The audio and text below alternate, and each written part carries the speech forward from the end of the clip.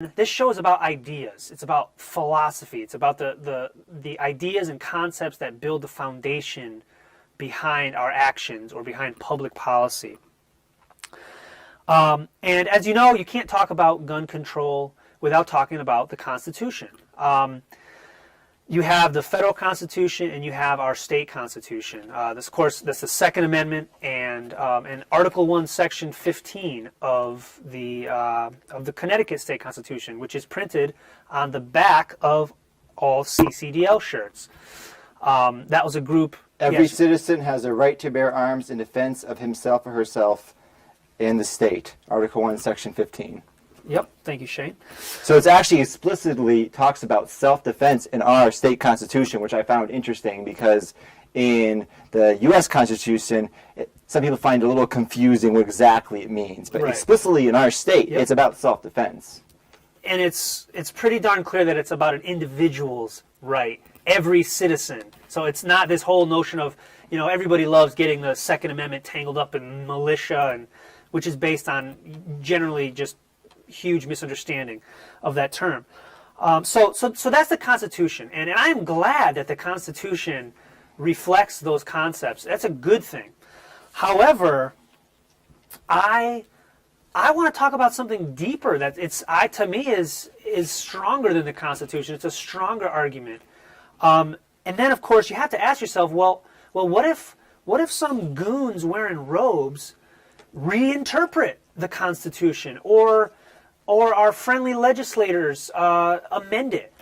Then we'll say, okay, well, I guess I'm not interested in self-defense or the right to bear arms anymore because they changed the Constitution. No, of course not. So there is something deeper than the Constitution that we all I think connect to in some way. I think we all should connect to it in some way. A lot of people, they'll point to the Constitution and go, look, we should do this because the Founding Fathers had good ideas, so let's follow what these people said. But regardless of whether they had good ideas or not, this should be morally a principle that we should apply, that we have the right to defend ourselves, regardless whether there's a Second Amendment or not. That's not so relevant. Sure, it was a good idea, the Founding Fathers had good ideas, but just because some guys 200 years ago said something doesn't make it right. What makes it right is the principle that I have the right, I have my life, and I can defend it against other people that are trying to take me or do me harm. That's what matters. Absolutely. And to tie that into the language that we discussed on in some of the Essentials of Liberty series in the first couple episodes, and as well as our introduction, this all ties in. The concept of self-defense cannot be separated from the concept of self-ownership. If you own yourself, then who is anybody else to say how you defend yourself from an attack?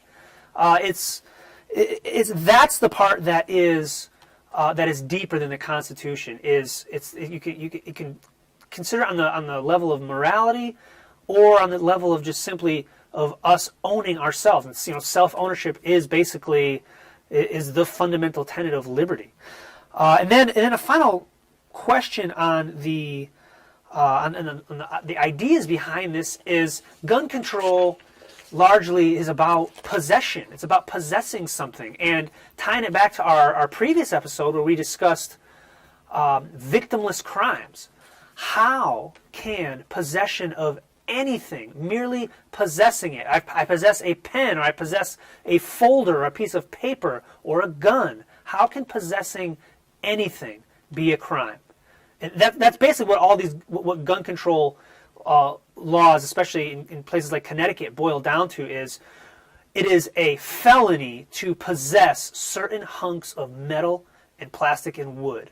So in the concept of victimless crime, if you believe that saying you can't possess certain plants, you think that's ridiculous, then you should also firmly believe that possessing certain inanimate objects being illegal, that is a ridiculous concept. And the gun control advocates will also often use the same kind of logic that the drug warriors will use. Oh, well, some people will use these wrongly. Some people might use such substance and cause harm. Some people might use these weapons and cause harm. Some people might use a car and cause harm.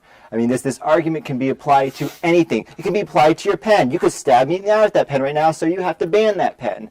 We can't do this. With freedom comes responsibility. Yes, there might be occasional some bad people that do bad things, but that doesn't mean that you prevent the good people from possessing those things. That's not a good solution. That's right. And when you jump the gap between possessing a pen to stabbing somebody with a pen, you have crossed the line from a non-crime, a nothing in terms of the law, to an actual legitimate crime. You take a pen and stab somebody with it, you have committed assault. That is a real crime. Back, remember our flow chart, that you have violated somebody's property right. So that's the baseline philosophy, and to me, that's what's most important, because where does the conversation go from here if your foundation is rocky? Then the conversations or the debate or the public policy, it's all going to go downhill if the underlying philosophy is wrong. Right. Or has So holes in it. if you say it's because we should not have gun control because of the Constitution, what happens if the states amend the Constitution? What if there's a popular vote and amends the Constitution, and now it says gun control is legitimate? Oh, well, it's in the Constitution, so now it's legitimate? No, of course not. That's ridiculous. Absolutely.